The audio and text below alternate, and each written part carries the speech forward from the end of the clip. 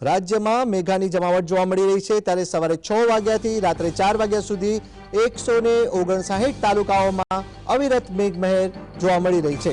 સૌરાષ્ટ્રમાં ખૂબ સારો વરસાદ નોંધાયો છે। વાત કરીએ જામનગરના જોડિયાની તો જોડિયામાં 22 કલાકમાં સૌથી વધુ સરેરાશ 7.5 ઇંચ જેટલો વરસાદ પડ્યો છે। આ સાથે જ ગઈકાલે જૂનાગઢ પંથકમાં પણ મેઘાની જમાવટ જોવા મળી રહી છે। જૂનાગઢના મેંદરડામાં સરેરાશ 6 ઇંચ જેટલો વરસાદ પડ્યો છે। આ સાથે જ વાત કરીએ બનાસકાંઠાની તો બનાસકાંઠાના અમીરગઢમાં પણ સરેરાશ 5 ઇંચ જેટલો વરસાદ પડ્યો હતો। જૂનાગઢના અન્ય ભાગોની વાત કરીશું તો કેશોદ, કાલાવડ અને મંથલીમાં પણ સરેરાશ 5 ઇંચ જેટલો વરસાદ નોંધાયો છે, જેને પગલે નીચાણવાળા વિસ્તારોમાં પાણી ભરાયા હતા।